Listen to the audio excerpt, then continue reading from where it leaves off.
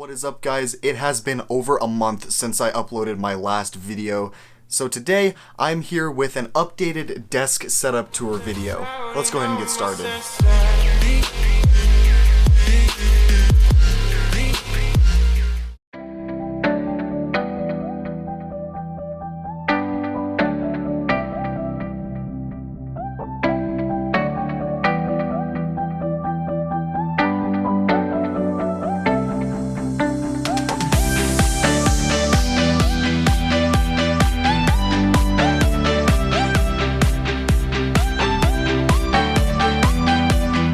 Starting off as usual, here we have the same Dell Vostro that's been here about a half a year now. This thing has a quad-core 2nd generation Core i7, Windows 10, Windows 7 is no longer on it, 16 gigabytes of RAM, 2 500 gigabyte hard drives, and 2 optical drives. To the left of that computer, we have my Yamaha receiver for my home theater system, which I actually set up in the last video I posted. If you guys want to check that out, there is a card in the top right corner. In case you guys are wondering what this is a Yamaha HTR3068 receiver, and I did actually end up renaming all the inputs. HDMI 4 is currently unused. HDMI 3 is what the Dell Vostro is plugged into.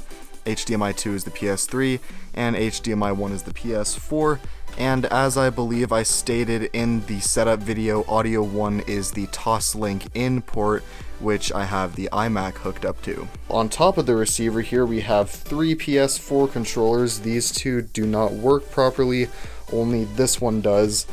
And to the right of those are 2 PS3 controllers, both almost 10 years old and still work like they did when they were brand new. Behind that is an iPhone 4S, iPhone 5, and an iPhone 10 box. Over here we have the PlayStation 3, which is actually being used as a headphone rack. I have my gaming headset from Sony, Beats Solo 3, and Audio-Technica ATH M50Xs. These all do get used. I usually use these for obviously gaming. These get used for editing, and these get used for listening to music or watching TV. And this is the PS3 Slim. I do have a Super Slim down here, but it's broken. Here we have the limited edition Uncharted 4 PlayStation 4. I got this in August of 2016. If you guys want to watch the unboxing of that, go ahead and click that card in the top right corner of the screen. Plugged into it is a 2 terabyte Western Digital My Passport hard drive, because 500 gigabytes is not enough when games take 50-60 gigabytes apiece. Over here is the main computer setup. This is my Retina 5K iMac. I've had this for, I'm gonna say about a year and a half now. Never had any issues with it, so I hope it stays that way. You'll probably notice I have 0 USB ports left.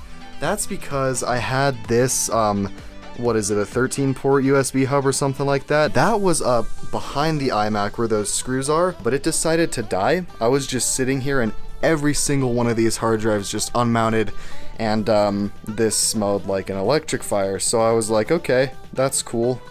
Let's get rid of that. I've contacted the company and they have not gotten back to me about replacing it yet. In case you guys don't remember, this is the maxed out iMac for its time. It has 32 gigabytes of RAM, quad-core Skylake i7, some AMD graphics card, I forget the exact model of it, but it has 4 gigabytes of VRAM, as well as a 2 terabyte Fusion drive. For those who don't know what a Fusion drive is, it's pretty much a hard drive with an SSD for the cache and the operating system to be on. Behind the iMac, we have a mess of wires and a bunch of storage, so all 3 of these small hard drives are 1 terabyte. This is 3, this is 6, and this is another 8 terabytes right there. And as I said before, there used to be a big USB hub there with everything plugged into it, but it has since it died. So that's the end of that until I get a new one. And also over here is the Xfinity modem, which is the best modem ever made. I've never had a single issue with this ever. It's never crashed every single day at 1 in the morning. I'm being sarcastic, this modem freaking sucks. Trying to get a new one though. Sitting on the desk in front of that, we have the Apple Watch charger, which I am currently wearing right now. To the left of that is the Galaxy S7 Edge on its wireless charger. Yes, I do still use this phone. You might be able to see it in the reflection there, but I'm recording this with the iPhone 10. This phone was actually used as the overhead camera for the unboxing of my Yamaha sound system. Under the iMac is my MacBook Air. I've had this thing for almost 2 years now. I got it April 2016. It's just a baseline. I believe it's mid-2013, but it still works. It's a little bit dented up, but it still works. And there's also a first generation PlayStation Portable sitting in front of that. Right here we have my Corsair Strafe mechanical keyboard. This thing has Cherry MX red switches.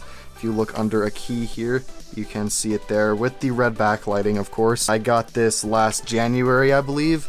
And it's still a good keyboard. I don't plan on replacing it until it breaks. Right here is my Logitech MX Master 2S. Guys, my original MX Master broke, and I had to use this for, I can't remember how long, but it was a long time. And it was not fun. So going from that Magic Mouse to another MX Master, it was absolutely the best. And the battery on this, I got this back in September. I'm pretty sure I've only charged it twice since then. And it's currently at full battery right now. There you go. Full battery. On the left of the keyboard is the Apple Magic Trackpad. This is the original one. And I do use it because I like the gestures you can do. Like this is for Launchpad. There's other gestures, but I'm not going to go over all of them because if you're a Mac person, you already know what it does. I just like to keep it here for editing in Final Cut. It's nice to be able to use your 2 fingers to scroll along the timeline. On this stand right here is my Blue Yeti microphone, and there is a pop filter on it. I got the pop filter in the arm over the summer, but I've had the microphone itself for about 2 years now. On top of the iMac, we have my Logitech C920 professional webcam.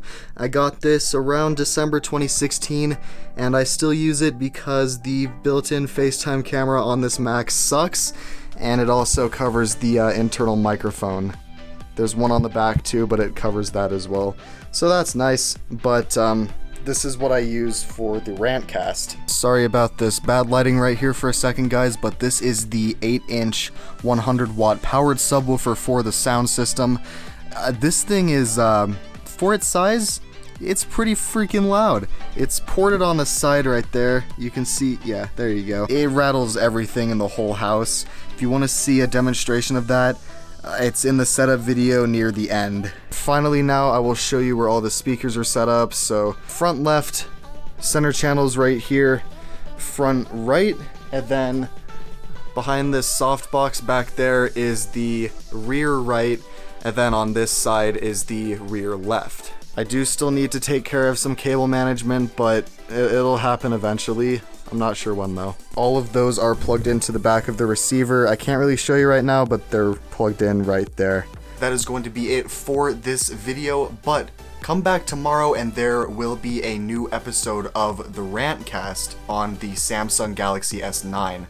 But until then, guys, that is going to be it, so thank you for watching.